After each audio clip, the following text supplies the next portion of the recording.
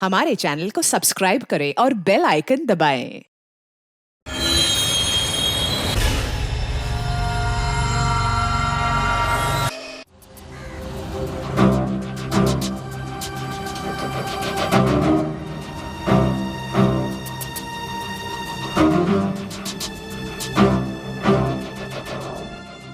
अब इन चौड़ीपुर वालों को क्या पूछना है?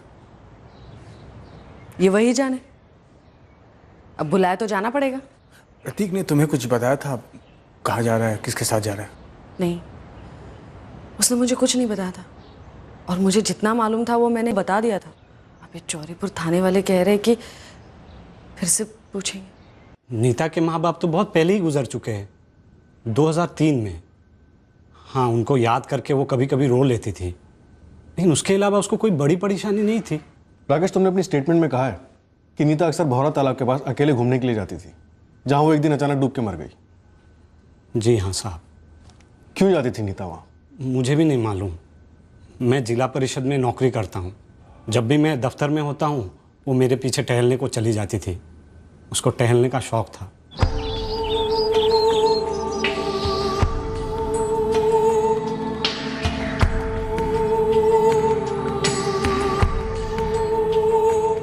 शनिचर हो या और कोई छुट्टी हो, वो मुझे भी घसीट के ले जाती थी वहाँ। तालाब उसको पसंद था साहब। और उस दिन आपकी पत्नी नीता 14 सितंबर 2012 को तालाब किनारे रोज की तरह ऐसे ही घूमने के लिए निकली थी। जी हाँ साहब।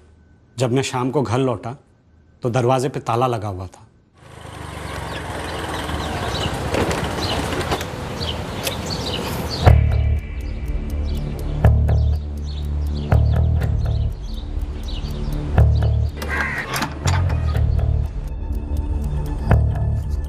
मैंने काफ़ी इंतज़ार किया नीता के लौटने का। जब फ़ोन भी नहीं लगा तो मैं उसे गांव के गलियों में ढूंढने लग गया। फिर मुझे बहुत चिंता होने लगी। मुझसे रहा नहीं गया, मैं सीधा थाने आ गया। एक्चुअली राकेश ने हमें खुद बताया था कि उसकी पत्नी को अकेले टहलने का शौक था और वो अक्सर भौरा तालाब के किनारे बैठा करती थी। आप उसी रात गए थे तालाब पर देखने? जी नहीं, अगले दिन सुबह एक गाँव वाले ने उसकी लाश पानी में तैरते हुए देखी। मौत फेफड़ों में पानी भरने से हुई है, जो नॉर्मली डूबने पर होता है। इनके पति कह रहे हैं कि तैरना नहीं जानती थी नीता दास। हो सकता है कि पैर फिसल के गिर गए हो तालाब में। सितंबर होने के कारण काफी बारिश हुई थी, तालाब भरा हुआ था। पर रमेश जी, था तो तालाब ही ना, कोई नदी या समंदर तो था नहीं कि पानी का बहाव खींचकर किसी को अंदर ले जाए। और नीता दास तैरना नहीं जानती थी। अब जो इंसान तैरना ना जानता हो, वो पानी के अंदर इतनी गहराई तक क्यों जाएगा कि डूब जाए? आपको ये थ्योरी अटपटी नहीं लगी थी। और यही सवाल हमने भी राकेश दास के सामने उठाए थे, लेकिन काफी खंगालने के बाद भी हमें ऐसा कोई भी एंगल नहीं मिला शक करने का जिससे कि कोई गड़बड़ की तरफ इशारा हो। सबसे पूछताछ की थी, उसके चाचा चाची से, उसके कजिन मोहन से, उसकी सिस्टर पूजा से, उसके दोनों भाई अरविंद और प्रतीक से भी, जो उस वक्त जिंदा थे।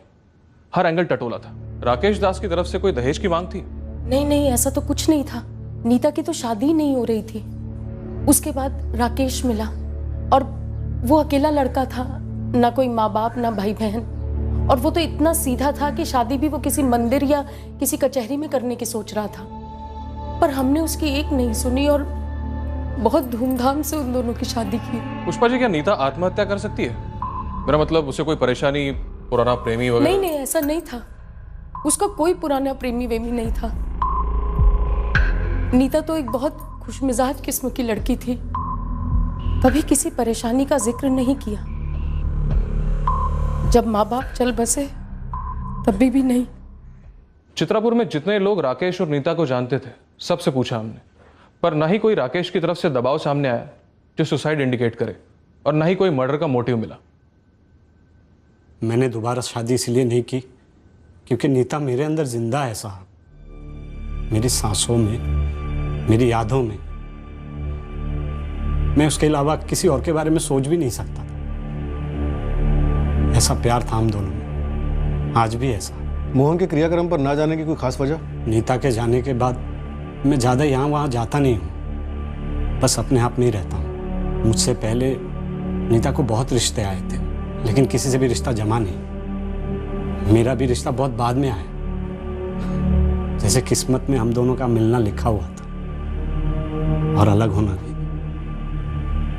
वो भी इस तरह। नीता तैरना नहीं जानती थी? जी नहीं साहब, कभी तुम्हें शक नहीं हुआ कि शायद वो फिसली ना हो, उसे किसी ने धक्का दिया हो?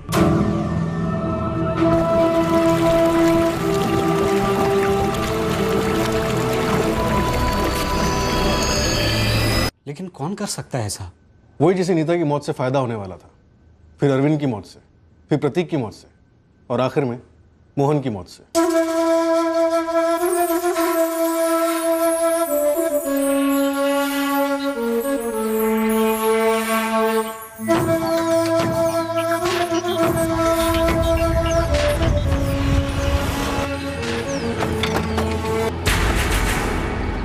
क्या बात है कपिल जी, थाने आने में बड़ी आनाकानी कर रहे हैं? क्यों है मैडम जी, जब इस सब से हमारा कोई लेना देना ही नहीं है। नीता से लेकर मोहन, ये सभी जिस परिवार से जुड़े हुए थे उसी परिवार से आप भी हैं। इन चारों की मौत से इनके हिस्से की जायदाद किसको जाती? आपको? नहीं नहीं नहीं, आप ये गलत सोच रही हैं। चाचा जी ने सब में जायदाद बराबर से बांट दी थी, हमें इसमें से कुछ नहीं मिलता। और अरविंद और प्रतीक ने तो लगभग सारा पैसा पीने में ही उड़ा दिया था। गुस्सा था आपको कि सारी जायदाद सबको बराबर मिली, काबिलियत और ज़रूरत के हिसाब से नहीं। ये जुंगली आप हम पर उठा रहे हैं, ये जवाब है आपके सवाल का कि हम दोनों मोहन के अंतिम संस्कार में क्यों शामिल नहीं हुए। एक एक करके जायसवाल परिवार के सभी वारिसों की मौतें हुई हैं कपिल जी, पर आपको कुछ नहीं हुआ पूजा जी?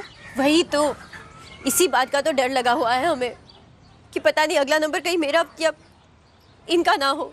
आप नहीं समझ सकती कि हम पर क्या बीत रही है। ऊपर से वो अरविंद और नीता एक ही तालाब में। धीरज जी, इत्तेफाक तो नहीं हो सकता, ये हमें भी लगा था, क्योंकि जब अरविंद की बॉडी मिली तो मर्डर का एंगल ही सामने आया था।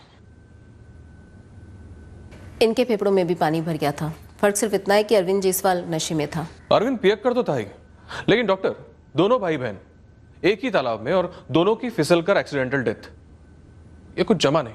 थोड़ा अटपटा तो है, पर कोई और एंगल का सुराग है आपके पास? सर ये क्या कह रहे हैं आप? प्रतीक, फिर से पूछ रहा हूं, जिस तरह तूने अरविंद को डुबाकर मार डाला, वैसे ही नीता को मारा था ना?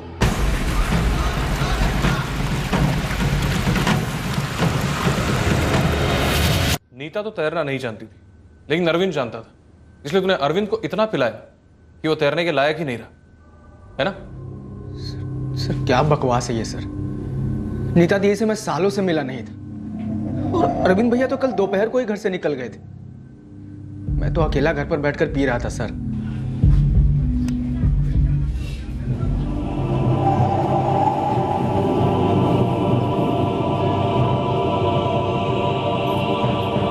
अरविंद अकेला ही आता है साहब अपना माल लेने को। कल भी आया था, पूरा खंबा लेके गया। और उसका छोटा भाई प्रतीक? वो भी आता अपना कोटा लेने कल शाम को, ये 6 साढ़े 6 बजे। अब अपना तो धंधा है ना साहब, वो दारू बेचते थे दोनों को, लेकिन उनका वो चाचा है ना, सन्यासी चाचा नारायण जायसवाल, उन्होंने उन दोनों को बहुत समझाया, लेकिन कुत्ते की दुम कभी सीधी हुई है साहब। जायदाद को लेकर दोनों भाइयों में आपस में बैर था क्या? काहे की जायदाद साहब, पी पाके दोनों ने सब कुछ खत्म कर दिया है। डाउट तो तगड़ा था, लेकिन मर्डर साबित करने के लिए कोई सुराग नहीं मिला। रमेश जी, नीता के अलावा अरविंद, प्रतीक और मोहन, इन तीनों ने मौत के वक्त पी रखी थी।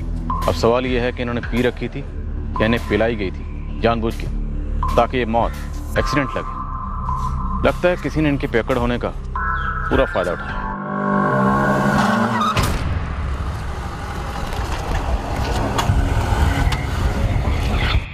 ऐसा लग रहा है जैसे कोई शराब पीछा कर रहा है जायसवाल परिवार का। आप ही सोचिए ना, प्रतीक चौरीपुर से पाठक नगर चला गया, लेकिन फिर भी मौत ने उसका पीछा नहीं छोड़ा। और जब प्रतीक की मौत की खबर आई तो हमारे हाथ पैर ठंडे पड़ गए। और फिर मोहन। प्रतीक पाठक नगर शिफ्ट हो गया उस मुकेश और कामिनी के साथ। क्यों? ये तो हमें नहीं मालूम मैडम जी। वैसे भी वो अरविंद की संगति में प्रतीक सारा दिन शराब के नशे में ही डूबा रहता था। प्रतीक किसके साथ पीता था? अकेले ही पीता था सर। क्यों जी? हाँ साहब, और वैसे उसने हमको कभी बताया भी नहीं कि किसके साथ पीता था। या वो यहाँ चौरीपुर से अपना मकान बेच के आप लोगों के साथ क्यों आके रहने लगा? दरअसल वो हमारे साथ रहने नहीं आया था, हम ही उसके साथ रहने लगे थे।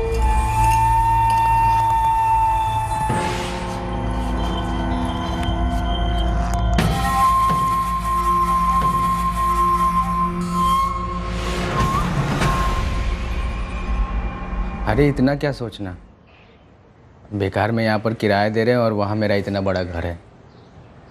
तो रहने वाला मैं अकेला। आ जाइए ना वहीं। वैसे मुझे कोई एतराज़ नहीं है जी, मतलब पाठक नगर है भी अच्छी जगह यहाँ से, है ना?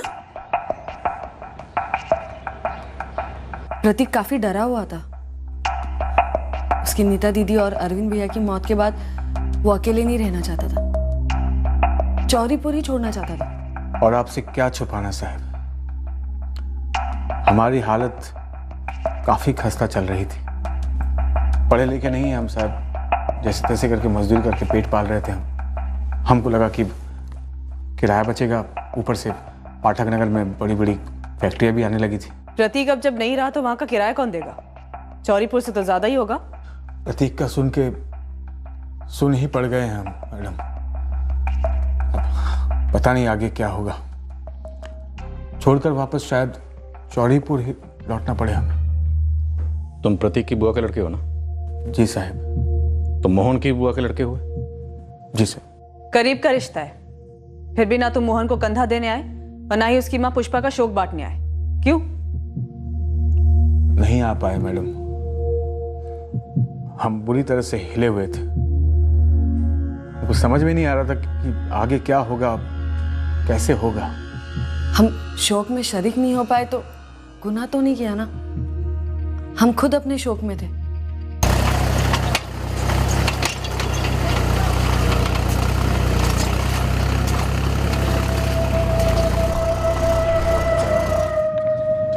सलाम सर। प्रतीक ने अपनी बाकी सारी जमीन शराब में गंवा दी, बस एक टुकड़ा बचा है। 20,000 आ जाते थे इससे महीने के। जो अब या कपिल और पूजा को जाएंगे या फिर राकेश दास को, नीता के पति को? जी साहब, अरविंद और प्रतीक को मारकर ये खेत पूजा और कपिल के हो सकते हैं, लेकिन नीता को मारकर इन्हें क्या मिला? सब कुछ तो राकेश दास को गया, और मोहन के बाद उसका हिस्सा उसके माँ पुष्पा को जाएगा। 23 जुलाई को जिस फर्जी नंबर से मोहन को विवेक मिश्रा के नाम से फोन आया था, उस वेंडर को ट्रेस किया, खूब कूटा पर कुछ निकला नहीं। प्रॉपर्टी का भी कोई एंगल बन नहीं रहा सर। अरविंद और प्रतीक पहले सब कुछ पी चुके थे, और नीता का जो कुछ भी था वो राकेश को गया। अब शायद राकेश को हटाने का प्लान बन रहा। सर, राकेश के बाद सारी प्रॉपर्टी पूजा और कपिल को जाएगी, और अब पूजा और कपिल को भी रास्ते से हटाने का प्लान बन सकता है सर। मोहन की प्रॉपर्टी पुष्पा जी को जाएगी, शायद अगला टारगेट वही हो। 4 मौतें हो चुकी हैं और पूरी पॉसिबिलिटी है कि चारों मर्डर्स हैं। पहले 2 वाकयात के बाद ही गहराई में जाने की जरूरत थी। खैर, हम एक और मौत अफोर्ड नहीं कर सकते। दिनेश, तुम्हें ये प्रॉपर्टी वाला एंगल सही नहीं लगता? सर, जो ग्राउंड रियलिटी है उससे तो नहीं लगता। तो जो भी ग्राउंड रियलिटी है उसे टटोलो, क्योंकि मेरा इंट्यूशन कहता है कि किसी ने जिंदगी और मौत के बीच का खेल शुरू किया है, और यह खेल बीच में ही रुका है। पर यह खेल कातिल नहीं जीत सकता, क्योंकि इस खेल को हमें जीतना है।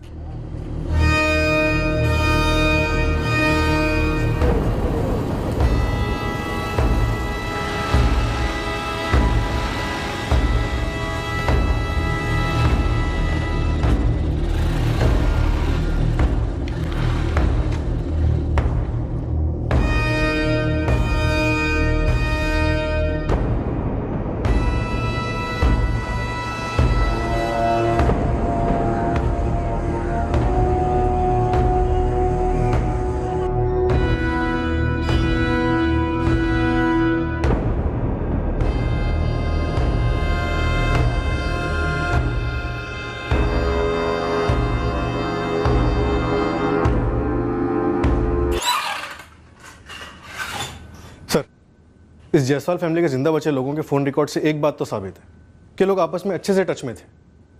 पूजा और कपिल राकेश के साथ, और राकेश कामिनी के साथ। इन लोगों की अक्सर बातें होती थी। सर, ये सभी एक ही परिवार के हैं, तो आपस में टच में रहना कोई बहुत ज़्यादा शक करने वाली बात तो है नहीं। पर सर, एक बात तो है जो खटक रही है। क्या साक्षी? सर, 24 जुलाई के बाद, यानी कि मोहन के मर्डर के बाद, इन सबकी आपस में एक बार भी बात नहीं हुई है। इंटरेस्टिंग। आगे? सर, राकेश कामिनी और मोहन के साथ एक नंबर रेगुलर टच में रहता था। किसका है नंबर? राहुल जायसवाल का, इनका दूर का रिश्तेदार है। मोहन को अग्नि इसी ने दी थी। 24 जुलाई के बाद कोई भी रिश्तेदार टच में नहीं रहा, और इनमें से कोई भी मोहन जायसवाल के फ्यूनरल में शामिल नहीं हुआ। क्यों? क्योंकि सर, शायद ये हमारी नजर में नहीं आना चाहते हो। सर, मुझे ये लगता है कि अगर हमने मोहन के केस को मर्डर केस नहीं माना होता, तो शायद ये जो पहले 3 मौतें हुई हैं, ये हमारी नजर में नहीं आती। सर, पहले इन्वेस्टिगेशन में नीता, अरविंद और प्रतीक की मौत एक्सीडेंट या सुसाइड रिपोर्ट किया गया था। लेकिन एक बात का फर्क है सर, नीता और अरविंद के केसेस में कोई भी आई विटनेस नहीं थे, जबकि प्रतीक के केस में थे साइट पर काम करने वाले मजदूर। नॉट एग्जैक्टली दिनेश, हो सकता है कातिल ने बड़ी चालाकी से यहाँ भी कत्ल को एक्सीडेंट का लिबास पहना दिया। मैंने प्रतीक की डेथ फाइल देखी, उन मजदूरों ने ब्लैक एसयूवी को जाते हुए देखा, एक्सीडेंट के वक्त नहीं।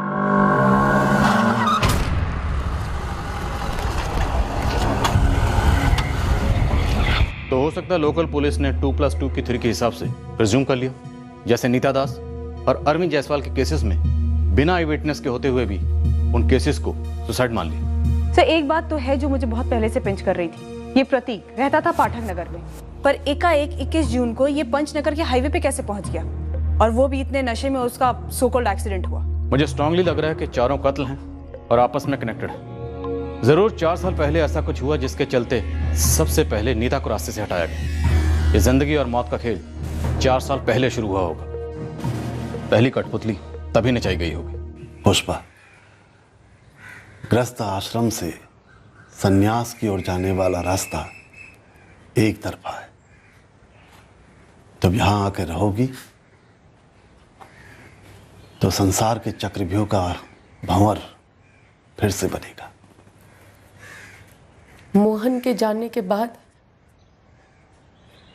ये अकेलापन मुझे खाए जा रहा है। मैं जीऊं तो किसके लिए जीऊं? ये सारे सवालों का जवाब हर इंसान को अकेले ही सुलझाना होता है। मैं तुम्हारी कोई मदद नहीं कर सकता। मेरी जिंदगी का वो अध्याय अब खत्म हो चुका है। किस मिट्टी के बने हैं आप? ऐसे कैसे खून का रिश्ता खत्म कर सकते हैं? आपको कोई फर्क नहीं पड़ता? आपके खानदान में पूजा के अलावा अगली पीढ़ी का कोई नहीं बचा है। कोई आता नहीं है, कोई जाता नहीं है। सभी कर्मों के चक्रव्यूह में एक पायदान से दूसरे पायदान आगे या पीछे बढ़ते हैं।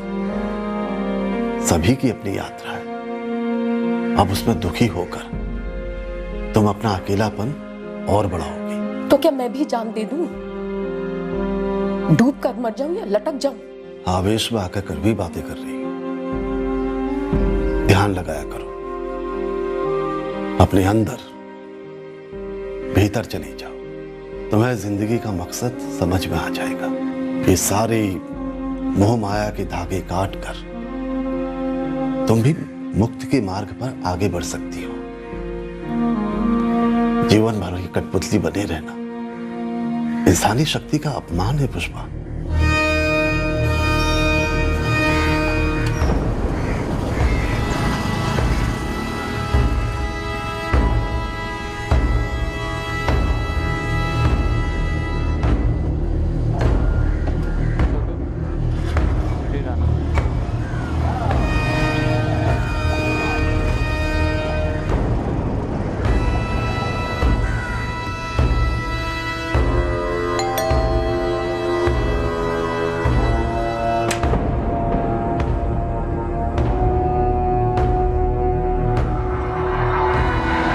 वही तो सर, ये राहुल जायसवाल है तो मुकेश जायसवाल का रिश्तेदार, लेकिन बंदा इंतजार में रहता है कि कब मुकेश काम पर निकले और ये बंदा उसके घर के अंदर दाखिल हो जाए। पर ये मुकेश की पत्नी कामिनी तब घर पे रहती है। वही तो सर, वही तो।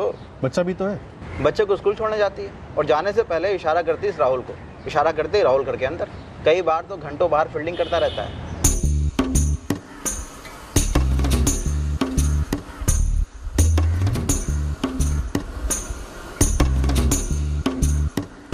जिस दिन ये सिग्नल होता है मतलब मुकेश उस दिन काम पर नहीं गया, घर पर ही।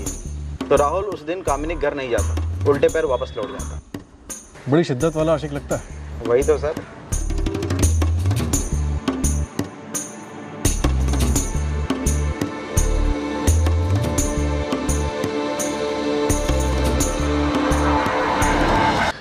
आशिकी है तो जरूरी नहीं कि हमारे 4 मर्डर केस से उसका कोई लेना देना हो। या फिर तेरे पास हुक्म का कोई इक्का है? फिलहाल तो नहीं है सर, लेकिन एक तुक्का मारो। काम है तेरा, जल्दी बोल। सर ये प्रतीक जायसवाल पाठक नगर में एक बड़ा घर लेता है और चुन चुन कर मुकेश जायसवाल और कामिनी जायसवाल के साथ ही रहता है। ऐसा इनके बीच में क्या रिश्ता था? सर ये राहुल जायसवाल ही तो है जिसने हमें विकास प्रसाद की लीड दी थी। मोहन के जिगरी दोस्त की। और इसे हमने स्कैनर पर लिया ही नहीं था। देर आए दुरुस्त आए। घसीटो जरा इसे, देखते हैं कहीं हमारे 4 मर्डर केसेस का सिंगल विंडो क्लियरेंस तो नहीं।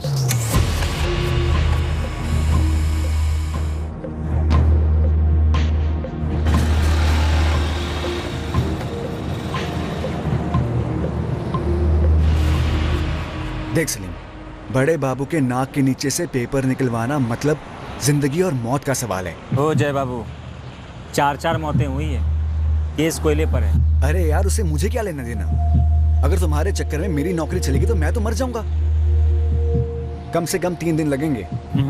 2 3 दिन लगेंगे पूरे पेपर निकलवाने में। चल दिए, लेकिन सारे कागजात चाहिए, सारे के सारे। Yes sir. ये राहुल पूजा, कपिल, मुकेश, कामिनी, प्रतीक और मोहन इन सबसे रेगुलर टच में था। क्यों, आपको कुछ खटकने वाली बात मिली क्या? 21 जून को प्रतीक जायसवाल आखिरी बार जिंदा देखा गया था। और उसी दिन उसका सो कॉल्ड एक्सीडेंट भी हुआ। और उसी सुबह 8 बजे राहुल ने किसी धामी ट्रेवल्स के लैंडलाइन पे कॉल किया था, पाठक नगर की एक ट्रैवलिंग एजेंसी। सर कहीं वो ब्लैक एसयूवी? करेक्ट, खटकने वाला।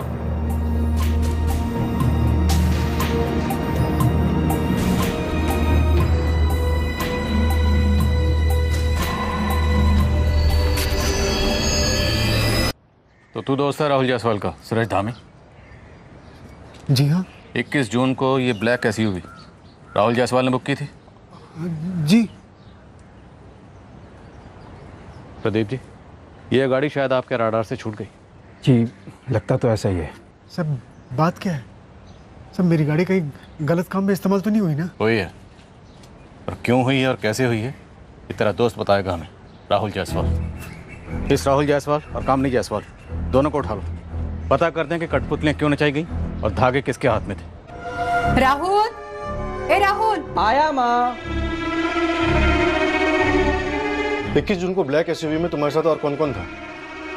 Black SUV? क्या सर, ये क्या बोल रहे हैं आप? पंचनगर के पास जब तुम लोगों ने प्रतीक की लाश फेंकी तब तुम्हारे साथ और कौन कौन था?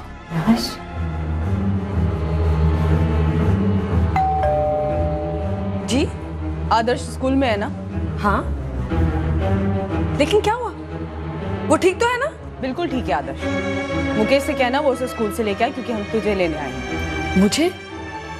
लेकिन क्यों? ये तुझे भी पता है क्यों, और मुकेश को भी पता है क्यों। मुकेश से कहना कि हमारे आदमियों ने उसकी साइड पे नजर रखी हुई है, तो आदर्श के साथ भागने की कोशिश तो कतई ना करे, वरना जेल में उसकी टांगें तोड़ दी जाएंगी। तुम्हारी गर्लफ्रेंड कामिनी सब कुछ कबूल कर चुकी है। उसने कबूल किया है कि प्रतीक के मर्डर में वो शामिल थी। मर्डर, एक्सीडेंट नहीं। अगर तू चाहता है कि तेरे हाथ पैर सलामत रहें, सब कुछ सच सच पक दे। झूठ बोल रहा है राहुल। तो तू सच बोल, रोका किसने है? बोल, तूने मारा प्रतीक को या राहुल ने? मैं प्रतीक को क्यों मारूंगी? राहुल क्यों मारेगा? वो आप उससे पूछिए ना।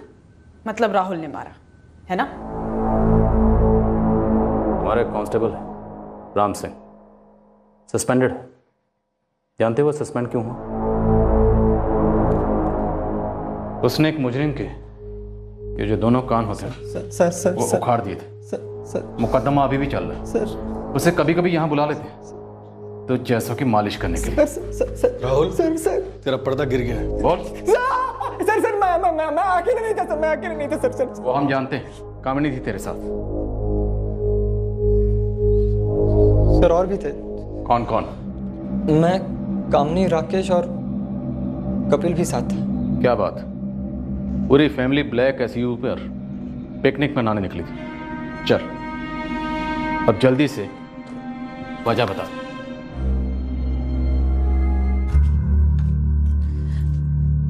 थोड़ा संभल के, वो घर पर है। अरे प्रतीक, आजा आजा। कैसे हो भाई? मस्त हो मुकेश भाई एकदम। आप कैसे हैं? भाई जिंदा है तेरी भाभी की राज में। प्रतीक चाय लोगे? हवा भी पिला दो। हाँ।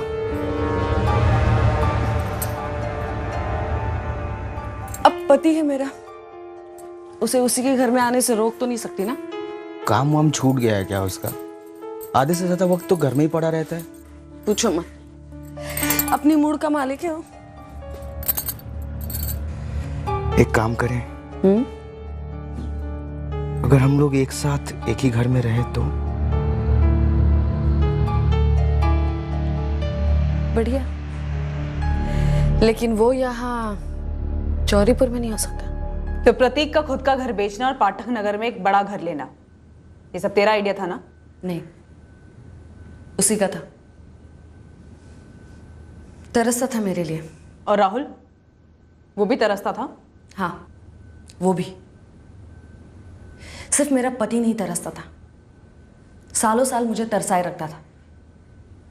हर औरत को हर किस्म का सुख मिलना चाहिए। अबे ओ, हर औरत की बच्ची, ये अपना फालतू का ज्ञान ना अपने पास रख और मुद्दे की बात कर। ये राहुल और प्रतीक तेरे पे पैसा उड़ाते थे ना? आप मुझे वेश्या साबित करना चाहते हैं? वेश्या काम करती है, अपना पेट पालती है और अपने परिवार का पेट पालती है, खून नहीं करती वो। मैंने खून नहीं किया है। वैसे ये राकेश और कपिल, ये भी तेरी तरस मंडली के मेंबर थे? मैंने कहा ना आपसे, दुनिया पागल थी मेरे पीछे, सिवाय मेरे पागल पति के।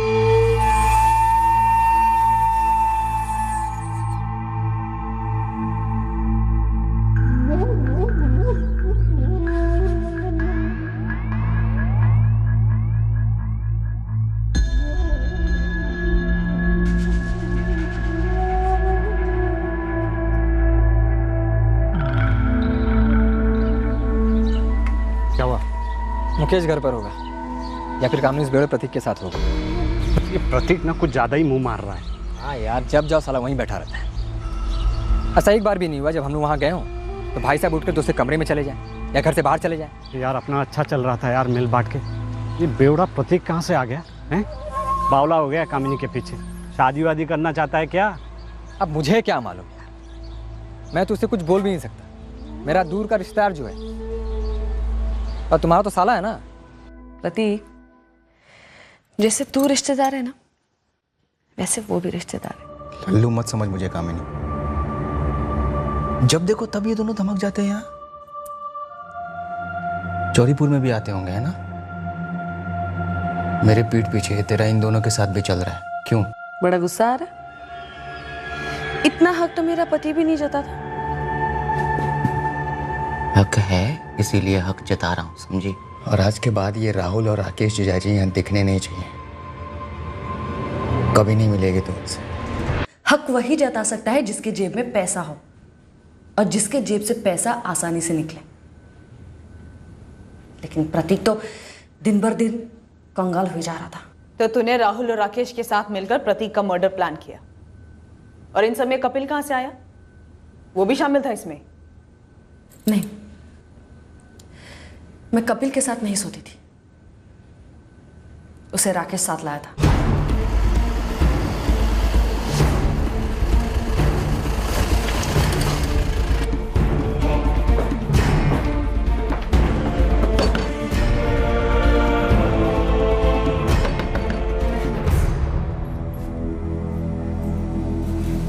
अब क्या है जी? चलो, तुम्हें दारू पिलानी है। क्या?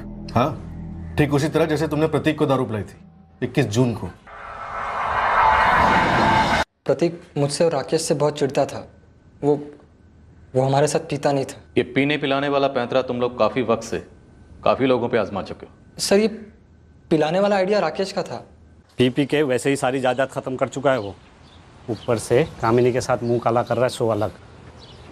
और काफ़ी पैसे तो उसने कामनी पे उड़ा दिए, समझ रहे हैं ना? देखो, प्रतीक के पास जितने भी खेत वेत बचे हैं ना, उससे अच्छा खासा पैसा आ जाता है। प्रतीक के बाद वो सब हम दोनों का हो जाएगा, हक से। मतलब प्रतीक के बाद? हाँ, प्रतीक के बाद। क्या बोलते हो साड़ू भाई?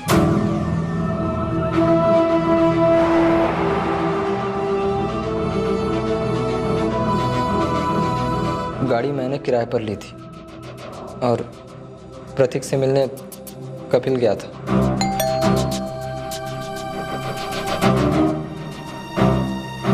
सच सच बता कामिनी, ये कपिल भी तेरी आशिकों की लिस्ट में था ना? मैं आपको बोल चुकी हूँ कि वो नहीं था। वो अपनी बीवी से बहुत प्यार करता था। उसे सिर्फ प्रतीक को दारू पिलाने के लिए शामिल किया गया था।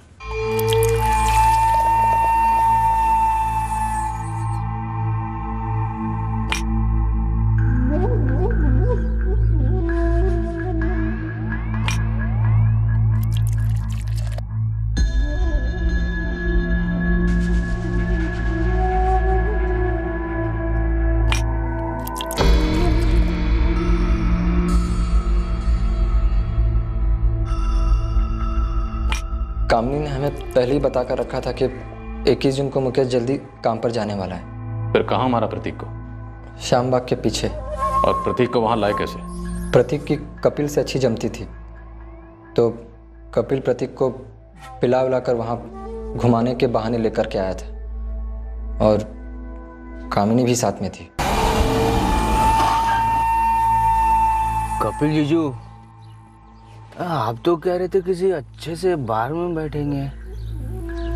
देखना प्रतीक, बाहर कितनी मस्त हवा चल रही है, मौसम कितना बढ़िया, नशा और भी चढ़ेगा।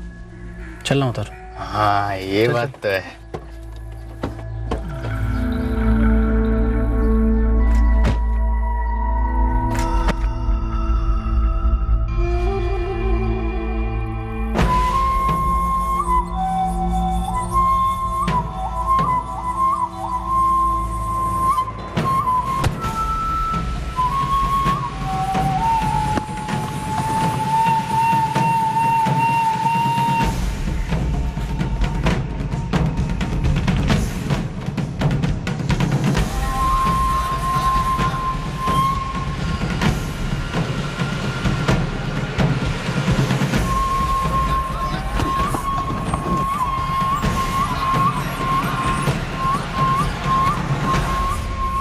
किसी सुनसान जगह पे लेके इसको फेंक देते हैं, लोगों को एक्सीडेंट लगेगा। क्यों?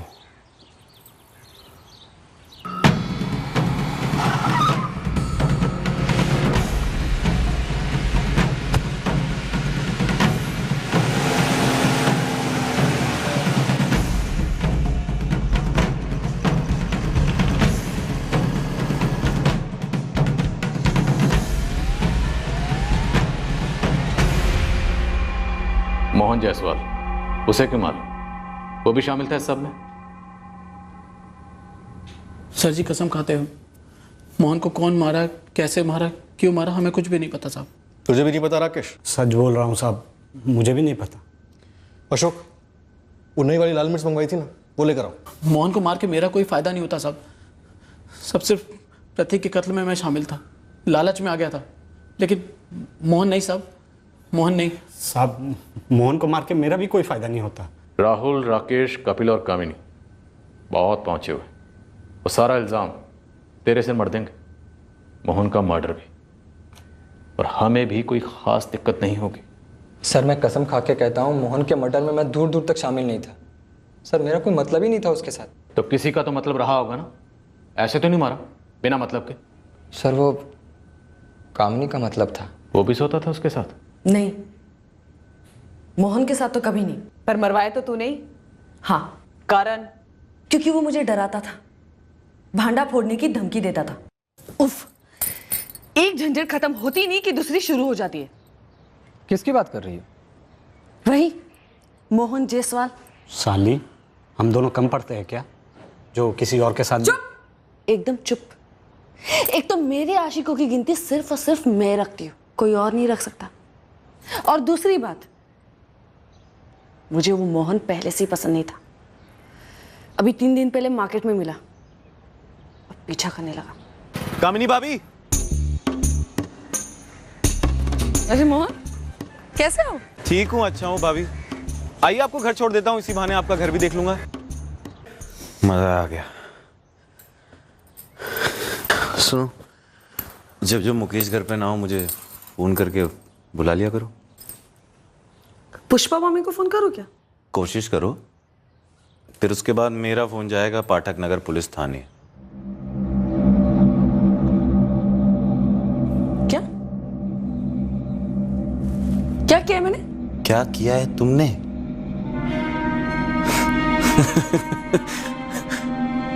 सब कुछ तुमने ही किया है। 21 जून को मेरी प्रतीक से बात हुई थी, हम मिलने वाले थे पर मिले नहीं, क्योंकि कपिल जीजाजी उससे मिलने आ रहे थे। और ये बात तुमने पुलिस को तो बताई नहीं। कोई नहीं, पुलिस तुमसे पूछेगी, कपिल से भी पूछेगी कि ये पहले क्यों नहीं बोला।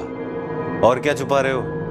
आंखें और कान तो सबके पास होती है कामिनी भाभी, पर हर कोई मुकेश भैया जैसा नहीं होता। साले के कान, नाक और आंखें सब बंद कर देना चाहती हूँ, और वो सिर्फ मेरे लिए ही नहीं, तुम दोनों के लिए भी खतरा है। मुझे बिना मर्जी किसी का छूना तो दूर, देखना भी गवारा नहीं है। और वो कमीना मुझे धमकियां देकर मुफ्त में मजे लेना चाहता था। ये राकेश और राहुल ने उसे मारा? मैं नहीं जानती कि किसने क्या किया, बस खबर मिली कि वो मर गया। और सच कहती हूँ, सुकून मिला। हाँ भाई, बैठते हैं, बिल्कुल बैठते हैं। बोलो, कहाँ मिलना है? तेरे खेत से बेहतर जगह नहीं है भाई, उसी पेड़ के नीचे मिलते हैं। विलायती जापानी स्कॉच लाया हूँ, सालों से मेरी और मोहन की अच्छी जमती थी। हम अक्सर उसके खेत में बैठकर पिया करते थे। तो सिर्फ तुम दोनों ही पी रहे थे या उस शाम को सब आशिकों की मंडली जमा हुई थी वहाँ पे? सिर्फ हम दोनों ही थे, राकेश बाद में आया था।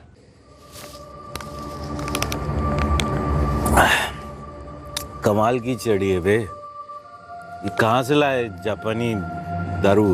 मेरा एक दोस्त लाया एयरपोर्ट से। ये ले, एक और घूंट मार। बस बस बस बस बस बस बस। Cheers।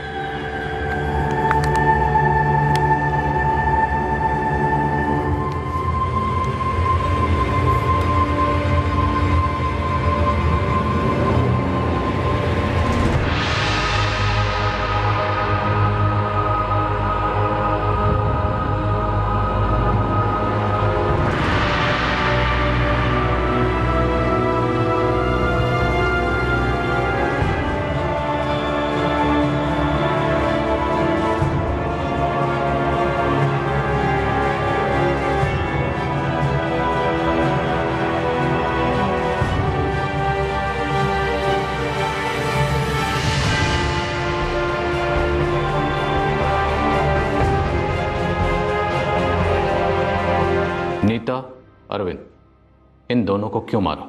सर, नीता दीदी और अरविंद का मुझे सच में नहीं पता है सर। सर, अगर आपको यकीन नहीं हो रहा है तो आप राम सिंह को बुला लो सर।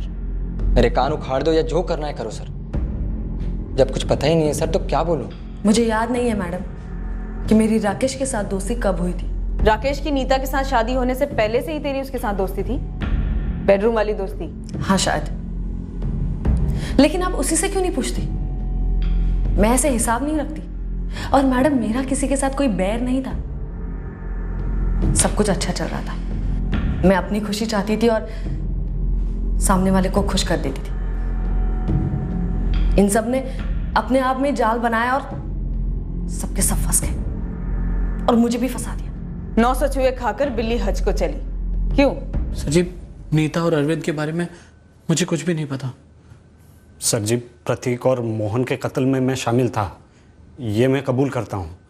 लेकिन नीता और अरविंद के कत्ल को मेरे सर पे क्यों डाल रहे हो साहब, जबरदस्ती? राकेश दास, जबरदस्ती तो हमने भी शुरू भी नहीं की है, हालांकि बहुत पहले करनी चाहिए थी।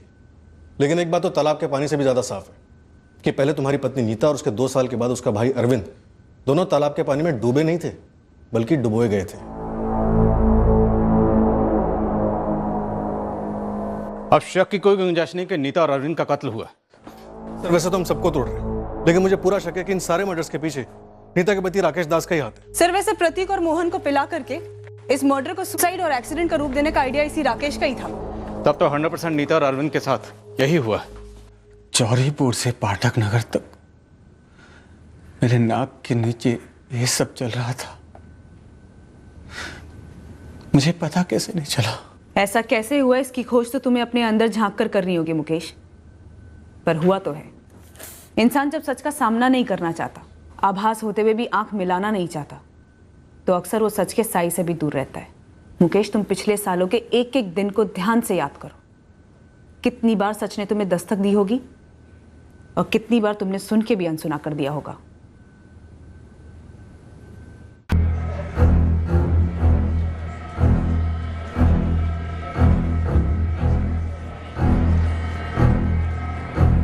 बड़े तिगड़म के बाद ये कागजात हाथ लगाए सर।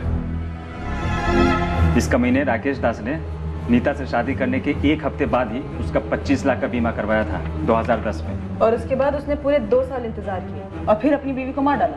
हाँ मैम, क्लोजर रिपोर्ट के लिए पीछे पड़ा था चित्रापुर थाने में। इंश्योरेंस उड़ा ली गया शाह ने। सर, इस राकेश पर हमारा डाउट तभी जाना चाहिए था। कोई बात नहीं, 4 साल की कसर एक ही बार में पूरी करें। सॉलिड धुलाई करो इसकी। इससे नीता का सच उगल हुआ अरविंद का तो अपने आप बोल देता, बोनस।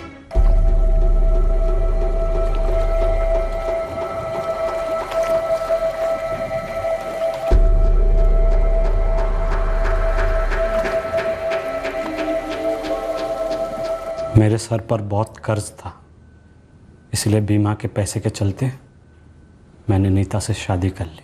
तो तुमने नीता को मारने का प्लान उससे शादी करने से पहले ही बना लिया था? जी हाँ। और कामनी के साथ तेरा रिश्ता शादी से पहले से था? हाँ। तो कामिनी भी इस बीमा के पैसों के लिए किए गए मर्डर में शामिल थी? नहीं, इन सब में वो लोग कोई भी शामिल नहीं थे। वो तो उस दिन वो तालाब पर थी और मुझे मौका मिल गया।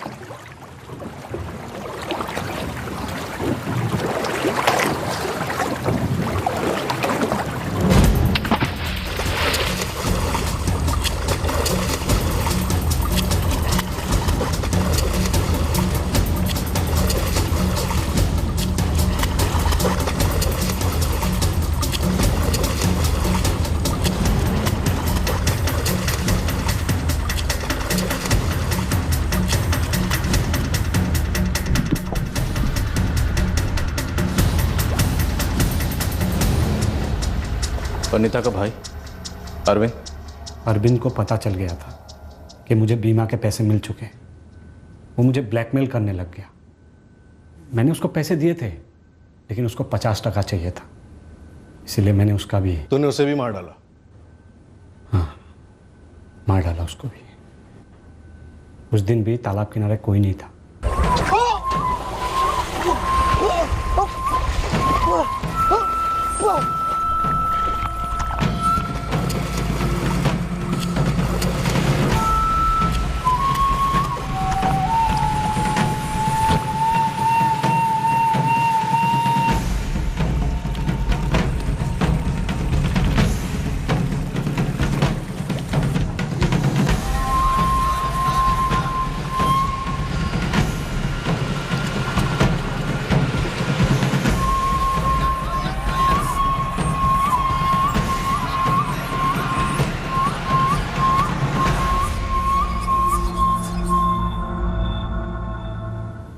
इन चारों केसेस में अलग अलग लोगों के अलग अलग किरदार रहे।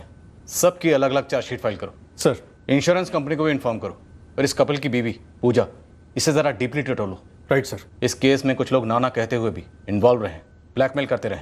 और इस फैमिली के बुजुर्ग नारायण जायसवाल, सन्यासी नारायण जायसवाल, ज़रा पता करो कहीं ऐसा तो नहीं काफ़ी कुछ जानते हुए चुपचाप बैठे रहे हो और मौन व्रत धारण कर लिया।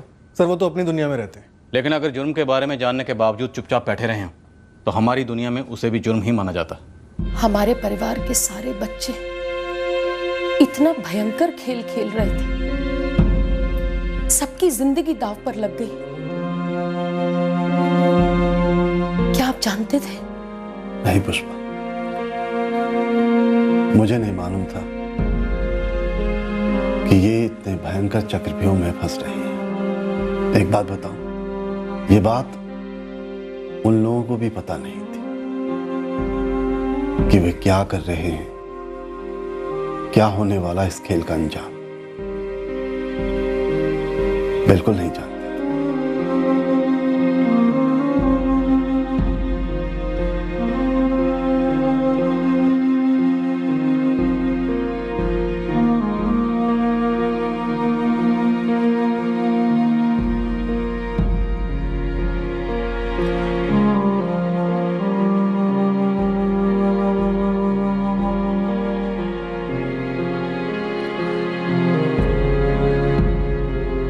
किसी की जान ले लेना किसी भी सूरत में कोई खेल नहीं है, और जुर्म करने के बाद इस उम्मीद में बैठे रहना कि कभी पकड़े नहीं जाएंगे खेल नहीं, बेवकूफ़ी है। कानून और पुलिस एक आध बार फिसल सकते हैं, पर इससे कभी मुजरिम अपने जुर्म से फिसल कर भाग नहीं सकता। इंसान का बनाया कानून इंसानियत और कुदरत के नियमों से ही प्रेरित है। हर कर्म का एक निर्धारित फल होता है और हर जुर्म का एक ही फल है, किए की सजा। जय Hind. For more updates, subscribe to our channel, click the show links and enjoy watching the videos.